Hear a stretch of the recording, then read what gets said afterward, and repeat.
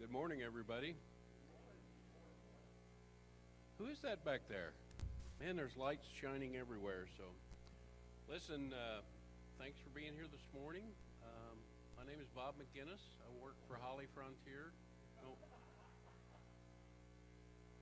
maybe not. But I was going to give you a little medical update and things that you should consider when you have a stroke. Back in September, I had a mini stroke. I was flying from in an airplane from Denver to Nashville, and this is exactly what you should not do if you have one. I woke up, went to sleep, 2.5 hour flight, woke up about halfway to Nashville, and my right arm wouldn't work, and my right leg was kind of funny, so I just used my left arm to drink my Coke. So I got to Denver, got to Nashville, rented a car, checked out, went to McDonald's, got a chicken sandwich and an iced tea. And then I remembered that, maybe you ought to take a baby aspirin. So I took 2 baby aspirin and then drove 2 hours. And I had a really hard time getting there because my right hand, I couldn't hold up my iced tea. It kept falling down, so I'd have to drive with my knee and then use my left arm to pick up my iced tea to do that. So anyway, I drive in, go to the hospital, check in. Yeah, you've had a mini stroke, and they said, well, it's a TIA, and I was a little groggy, so I thought they said MIT, and I'd wake up smarter, but that didn't work. So anyway, that all checked out, got them out, but you need to be careful. Those things can come on, and no lasting effects. The only lasting effect I had was when I checked out of the hospital, there was a $6,000 charge for landscaping. And I thought, what the hell is landscaping charge? So I asked him, and he said, sir, you shouldn't have parked your rental car in the bushes. But anyway, it was quite the experience, so sorry for that diversion. I'll have some more in a little while. So Brian Hirt's going to come up here and talk to us about the survey, and his great uncle was Al Hirt, and he comes from a great musical family. So I don't know if he'll do any music for us or not, but welcome, Mr. Hirt. Thank you.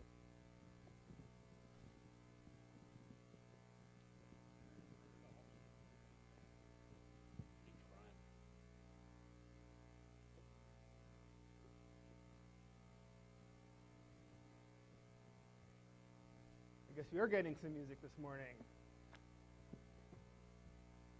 I didn't bring my trumpet. Distant relation to Al Hirt, but we won't get into that now. Good morning, everybody, and thanks for... I didn't do it. Okay, try again. Good morning, everybody, and thanks for giving me the opportunity to present to you on the results of the 2019 Modified Asphalt Market Surveys.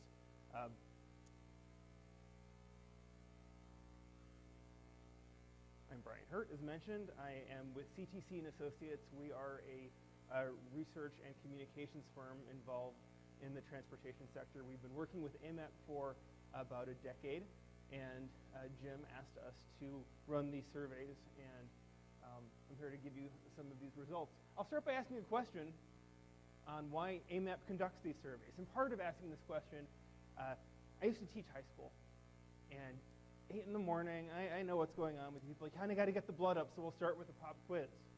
And the pop quiz involves this quote: if you can't measure it, you can't manage it. Now, if you think you know who said this, raise your hand. Does anyone know? I heard someone mumble something. That's actually more like what high school students do. So who said this? Does anyone know? Maybe he did. It's attributed to this gentleman a little bit later, the inventor of the term knowledge worker and outsourcing. That was Peter Drucker. right? Management guru, and this idea that in order to make good decisions, you need to be able to have some numbers in front of you, measure something. And that's really what these surveys attempt to do, to see what we can learn about what the asphalt industry is doing, also what the DOTs are doing in terms of modifiers. So this really goes back even from before my involvement with AMAP, all the way back to 2004, 2005, when these surveys were conducted. John Casola and Henry Romagosa were behind those, and this went on for years and years, asking DOTs about how they used asphalt modifiers. Then this was picked back up just in 2018 when Jim Sattler and the AMAP board asked us to conduct surveys not only of the DOTs but also of the producers to get some information about what they were doing in terms of modifier use and penetration, and also their thoughts about the market and where it was going and what was driving that market. So last year's is still available online for AMAP members, and this year the survey changed a little bit, and I wanted to thank the AMAP board for the guidance that was provided on how we might change the survey. Now, whenever you change a survey, it's tricky, right? Because if you change a question, you can't compare questions from year to year. You can't get that longitudinal look at how something is changing over time. But at the same time, you want to ask good, interesting questions. So I think with some judicious changes and improvements, we're really off to a good start with learning some new things for this second year of the survey. So today's presentation is really in three parts, looking at the industry survey, looking at what folks thought about what was going on in the market and the numbers that they were willing to report, looking at the agency survey, which was a different survey. There was a little overlap in terms of some questions, but generally it was the opposite side, not how much are you providing, but how much are you using. And then lastly, a comparison between some common questions that were asked of both the industry and of the agencies. Throughout, when it makes sense, we'll do a little bit of comparison with what we learned last year to see if we can take something away from that. So this year, the survey went out to 134 companies, the industry survey, looking at the paving sector, the roofing sector, and fillers. AMAP members and non-members were invited to participate with the understanding that all AMAP members would get the results that we could publish, and non-members would get it as well if they participated in the survey. Heard back from about 24%, which, if you've done surveys, you'll know is an okay number. It's not a great number. We'd like to get more. Obviously, everyone aspires to 100%, but that never happens. We could talk a little bit more about that number at the end when we start thinking about what's going to happen in future years.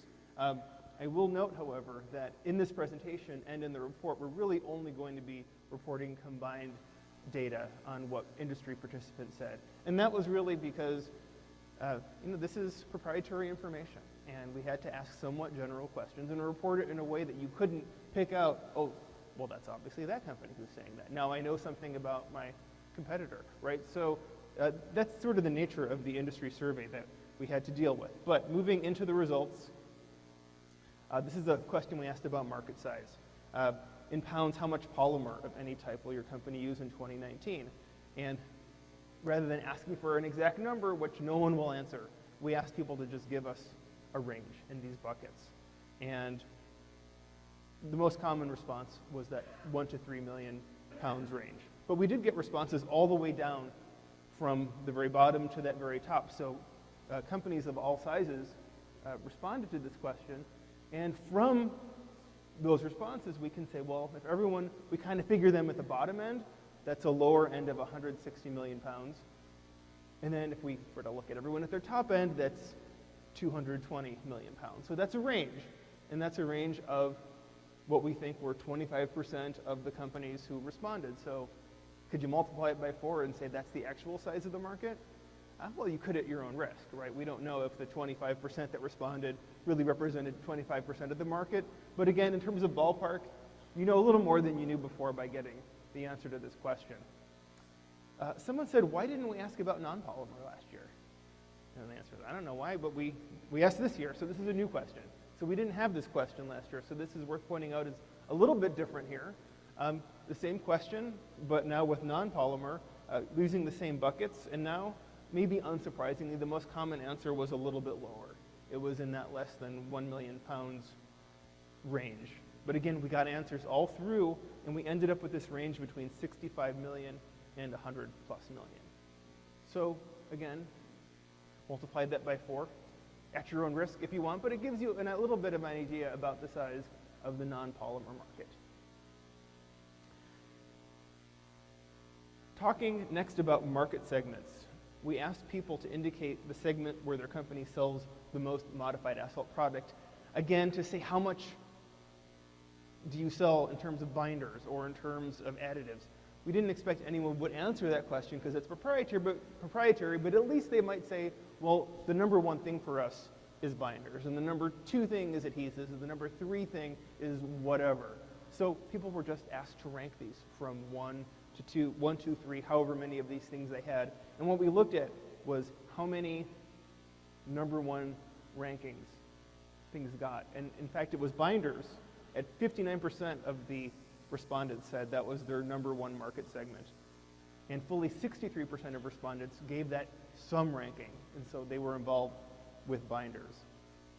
A new thing we did this year really was breaking this out by respondent type, paving, roofing, filler. Really unsurprising, right? That binders was the number 1 thing in the paving market among paving respondents, whereas asphalt roofing, steep slope was number 1 for roofing, and then pavement preservation was number 1 for fillers. Just a little caveat, there weren't a lot of roofing and filler respondents, so those numbers, just be careful interpreting or reading too much into what those numbers might mean.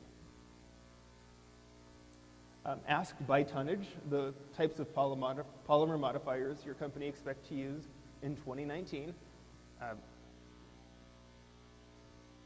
The number 1 there was SBS linear, and fully 91% of respondents said that SBS linear was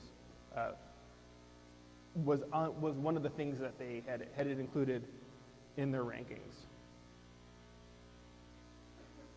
And then, again, the same question by non-polymer modifiers. And here, this was, I thought, somewhat interesting that the number 1 ranking was extenders, but cross-linkers, not as many people ranked that as their number 1 market, but it in fact was the one that was used by most people. And we actually didn't see that last year, so that was worthwhile and worth noting, in my opinion. Okay, market growth. So we're sort of out of looking at what people are using and then asking where the market is going according to the respondents. And this question really was stated as, do you see it growing or staying the same or decreasing from 18 to 19 and then projecting 19 into 20, and then by what percentage? Okay, the presentation's bouncing a little bit over there. And we got a range, and the most common response was that it was going to increase, but people said everything from decreasing 30% to increasing 20%. And then looking in from 2019 to 2020, from decreasing 50% to increasing 20%. So a pretty wide range there. On average, you looked through all of it from the people who said negative growth to stable to positive. It came out at a modest 3.6% for the current year, and then 2.7% for the following year. And I've got to say, this is less bullish than what people responded a year ago. Looking on the right there in blue, there was the low end of growth was higher, only minus 10%, and the high end of growth was also higher at fully 50%.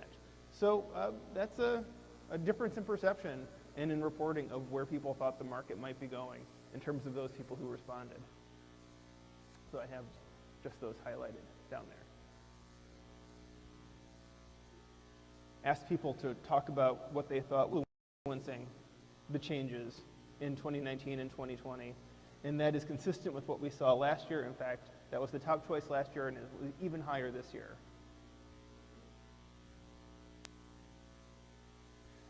Asked respondents why their company choose to modify asphalt. and to meet bid specifications was that number one choice, just like it was last year, even higher this year, from 53 to 78%. And the second choice was it's because it's required. And again, that's even increased from 51% to 66%. Now a couple questions about how the respondents felt about their vendors in terms of these statements, whether they strongly disagree, 1, to strongly agree, 5. So this 5-point scale where 3 is neutral. And whether vendors provide good value, whether they provide excellent technical support, and whether they continue to provide products to meet needs. It was positive. It was right there around 4 or a little lower than 4, so somewhere between neutral and positive. All right, there are plenty of great seats up front. There's no reason to stand in back. Come on, fill them in. All right, this is that school teacher in me again. We're not having people standing in the back of the room. So come on in. You won't offend me or anybody else. Similar answers to last year, right around 4. So positive, this agreement that vendors are meeting the needs of the industry. I wish I had harder numbers to report on the industry, but this is what we have. And this was a trade-off, right? We had to ask questions that were general enough to get people to respond. We really didn't have that problem with the agency survey because the agencies are really used to just giving their numbers out and having things published. So for the agency survey, we reached out to state DOTs, to the major turnpikes and tollways, and to the Canadian provincial ministries of transportation to get their feedback on the market. And for this, I really want to, again, thank all the work that Paul did in reaching out to the state DOTs to get their responses. Got good response last year, and I gotta say we got really good response this year, right around 60%. This is right in line with our responses last year as well. These aren't the same exact states as last year. There's a lot of overlap, but not perfect overlap. But if you look at the Bureau of Transportation Statistics at all these states and look at all their pavement, all their asphalt pavement roads, these states represent about 53% of the asphalt roads in the U.S. So when we say we could maybe double this number or a little bit less in our head when we look at some numbers, I think you can feel pretty good about doing that estimation as we look at what some of these responses are. And Quebec also responded to this. So here we asked these agencies how many tons of asphalt mix they used in 2018 and 2019 and how much they projected in 2020. And for this question, that top line is just the millions of tons that they responded with. And that second line is, well, okay, let's prorate that number up to all the states, just so we can get an idea of what the entire market looks like in the US. And kind of an even mix between whether it decreased, so 10 states it decreased, 4 it remained stable, and 15 it increased. And then again, looking from 2019 to 2020, if you look at the numbers they reported, looking at a slight decline, but again, this is mostly just stable. And just the way that the producers weren't quite as bullish this year as they were last year, we're really seeing that same exact trend in the states last year. They were looking at a 1% change from 17 to 18, and then fully a 6% change from 18 to 19. So take what you want from these numbers. Understand it's not always the same states responding. It's not always the same people from the same states responding. But there is some change there between the numbers we're looking at this year and those we saw last year. Asking a similar question now about tons of asphalt binder. I won't spend too much time on this. A number of states just say, well, we don't measure it, it's a percentage, right? So, I mean, here are the numbers from this year. Similar to last year, prorated up to around 8 million. It's good to ask. I think the other question is a little more valid just because I think those are real numbers rather than calculated numbers. Okay, this is a new question. This is a really great idea. I think it might have been Ken Grzowski who suggested asking about RAP. Like, why? That's something we really should know for those states that allow RAP in their mixes. How much do they typically use? And got a nice smooth bell curve on this. Really with that median right there in the 15 to 20% range, and that average right in there as well at 20%. They didn't indicate a lot of changes between the 3 years, so I didn't put 3 graphs up. But you can see that if you're wondering what states are doing, there it is. And I'll remind you that the full data set from the states will be available to everybody. It'll be made public. So if you want to know, well, which are those states that are allowing 20 to 25 or 30 or more, that'll all be available to everybody in this room and to the public.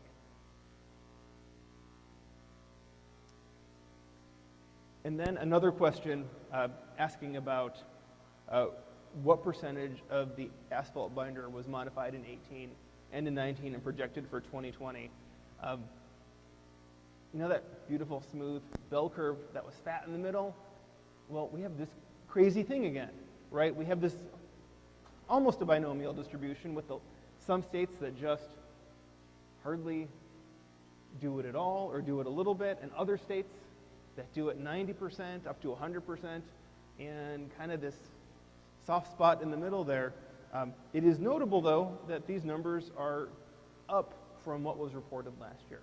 So even though it's a widespread, and if you really want to know, look at each individual state to see the story, at least that number is going up, and that's noteworthy. Asked about which polymodifiers are approved for use in each state. These numbers, we asked these questions a little bit different from last year, so it's hard to make that comparison. The one thing that I'll note is that those first two were the same as asked, and a little difference between SBS linear and radial from last year to this year. Noteworthy is other, because other is up there with some of these other chemicals, and the most common response was this idea that they were actually agnostic when it came to what kind of modifier, because it was all performance-based. Nothing is approved or unapproved. It just has to work. And we see the same exact thing with non-polymer modifiers.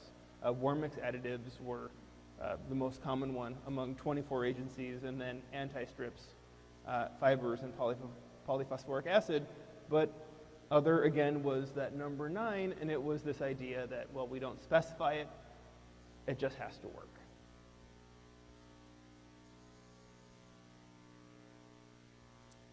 We did ask about specific grades.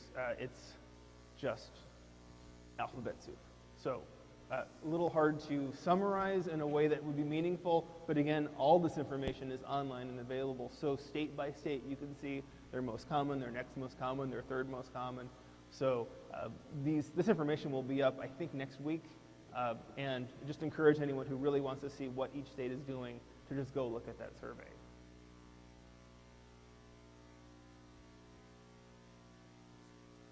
Asked about bid specifications and whether they're written for a particular asphalt grade. Asking, does your state specify that modifications are required? Does it specify the type of modifier to be used? Does it specify the percentage of modifier to be used? And is there a test for separation? And I'm definitely seeing a trend away from the answer yes to these questions. And I'll go ahead and pull up last year so you can see the difference. Last year, the most common answer to that question of does you required modified was yes. And now we're finally seeing no as the most common answer to that question. Likewise, this looking at the top data set, more and more states are saying no to the question of do you specify the type of modifier? Do you specify the percent of modifier? Again, this trend towards performance-based and away from specification language saying, thou shalt do this. So definitely something that I think we saw as the benefit of asking questions 2 years in a row. This next question was new. Has your binder supplier quality been a problem for your agency? Largely the answer was no. Similarly, has asphalt binder pricing changed your agency's paving plans in 2019 And again, like last year, the answer was overwhelmingly no, which is great. Another question that was very similar to the response from last year: does your agency include or plan to include additional tests for PG binder specifications? 77% said yes, and then of those who said yes, the DSR massacre test was the first, followed by elastic recovery and DSR phase angle, nearly identical to last year. So it's okay when things are identical, then it says things are stable, and that your assumptions that you had are good assumptions that you can keep working with. So it's worthwhile to ask these questions, I think, even if you do get the same responses year after year sometimes. States were asked to indicate the degree of importance of modified asphalt solving various problems. Not a lot of surprise with these responses: rutting 97%, fatigue 87%, and then low temperature thermal cracking and offsetting increased wrap. These numbers are, at least those first two, are similarly high from what they were last year. In fact, the whole profile of this question, pretty similar to last year. And asked with their satisfaction of using modified asphalt regarding life cycle cost, service life, and warm mix, again, saw very similar responses to last year. All right, I'm going to wrap up. I'm getting to the end of my time, but we did ask two sets of questions to both the industry respondents on their survey and to the agency respondents on their survey to see how their visions of the present and the future regarding markets converged or possibly diverged. There's a lot of text on this, and I'll walk through it because I think it's really important. And this first one has to do with market trends and the outlook of market trends for the future, generally on this 5-point scale of strongly disagreeing to strongly agreeing with 5 statements. And those statements read from top to bottom. Use of recycled materials will continue to grow. Use of polymer modified asphalt products will continue to grow. Warm mix binders will continue to grow. Bio-based products will play a more important role in our products. And for paving, asphalt products will displace more concrete. The first column is how many producers either agreed or strongly agreed with that statement. The second column is how many, it says DOTs, how many agencies agreed or strongly agreed with those statements. That third column is the magnitude of the difference between the two. So how much they agree and how much they diverge. If they're in agreement, that number is 0, and if they're in complete disagreement, that number is 100. And then that last column on the right is what the difference was last year. And what we're seeing is that there is more disagreement, that's a strong word, there is more difference of opinion between how the DOTs and the industry viewed these statements. Not across the board, but a couple in particular. The first one is that first line about whether the use of recycled materials will continue to grow. Last year, there was almost complete agreement of 77% of producers and DOTs agreed with that. This year, the producers were more confident about that than the DOTs were. Very similar with the last item on this list regarding asphalt products will continue to displace more concrete. Last year, both groups were at about 27% on that question. This year, producers were more confident than DOTs by quite a bit. There is a difference of 35%. So those are some differences that jump out. It would be interesting to keep asking these questions year after year to see if these are trends. Are these one-time things? It's hard to know. 2 data points make a line, but not always the most useful line. So I think it might be something that AMAP might think about continuing to ask. And then the last, or I should say the second of those 2 questions, this previous slide was looking at market trends. This second set of questions was looking at market drivers. So looking at the next 5 years, indicate your agreement or disagreement with these 4 statements about drivers. Again, the setup is the same, so I won't walk through it, but I'll read these 4 statements again, and that is government regulations will change the way we do business, or asked slightly differently to the DOTs, but this idea that this is a driver from the government side. Asphalt will be readily available. New technologies will change the product we sell, or the product we use, in the case of asking this question to a DOT. And lastly, vacuum tower, asphalt extender, or re-refined engine oil bottoms will continue to play a role in asphalt modification. So again, we see how the producers and DOTs agreed or didn't agree with these statements, what the magnitude of the difference was, and what it was a year ago. And here, actually, we see a little bit more agreement than we saw last year.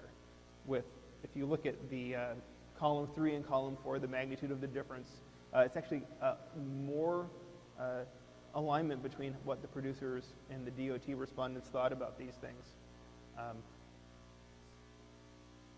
Notably, last year, agencies were much more confident than the industry about the availability of asphalt, whereas this year, they were rated about the same number at 67%.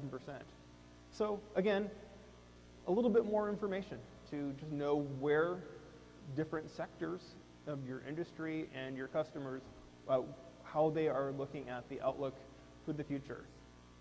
And I guess that all ties back to where I started with this idea that if you can't measure it, you can't manage it. You can't manage it. And you know, a survey, are you measuring something? Well, you're measuring outlook and opinion and what people are reporting, and it's data, and it's better the more you get and the longer you do it, but it's a start, and it gives you some perspective, and it gives you somewhere to go next. So speaking of where we go next, where I go next is delivering some final products on this. One of those things is summarizing this information in a report. Again, it's going to include aggregated information on the industry survey, and for the agency survey, it's a complete data set of every answer, including contact information of the people who participated in it. And then as for 2020, that remains to be decided by AMAP on how they would like to proceed. Looking again at what you've learned in 2 years, and if this is something that as an organization want to learn more about and see where these trends go into the future and where these reported numbers go into the future. I'd be happy to answer questions. I'll say right now that regarding the producer survey, I would actually rather you direct those questions to Jim Sattler. He's the only other person who has seen that data set. I certainly can answer anything related to the agency survey. And with that, I thank you all very much for your time and attention this morning. Okay. Any questions for Brian? I see a hand up.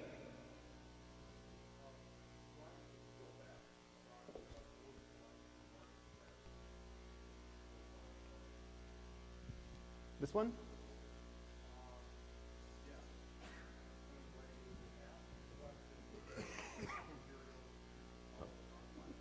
Can I ask you to pause? Could you give him the mic so everyone can hear?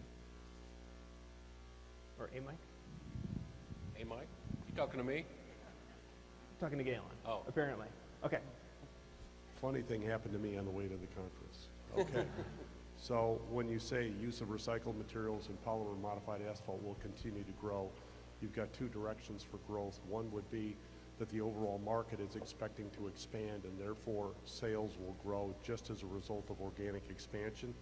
And the other is that within a set quantity, one or the other is going to grow. And I don't know how the question was phrased, but I guess what I'm asking is, what are we looking at there? Are they saying that, yes, the market is going up, period? Or are they saying that they're expecting those to grow independent of whatever is happening in the overall market? Because obviously they're not consistent if that's the case. I agree with your last statement. To the question of how it was phrased, it's phrased exactly the way you see on the screen. And what that might mean is, if we're looking into a future survey, if this were something that AMAP continued to ask would be to break it out the way you describe and ask those discrete types of questions to get those answers. You're right. And if you got a survey where all the implications of every question weren't, if they were all internally consistent, it would be shocking. Or it just doesn't happen. But it does raise questions that suggest that the way to get the answer is to ask those more specific sub-questions and see what kind of answer you get. Okay, thank you. Thank you. Anybody else? There, Galen. You mentioned the survey earlier. It's going to be available next week for what all the states are doing. Is that going to be on the AMAP website? Yes, it will be. So on the AMAP website, there is a section in the library where all of the conference presentations are listed, and there's also a section on market surveys. And it will be just a downloadable Excel spreadsheet where every response is on a separate line. Great. You could just go ahead, and that will be available to you and the public. Thank you. You're welcome. Other questions? Brian, thank you. Okay, thank you very much.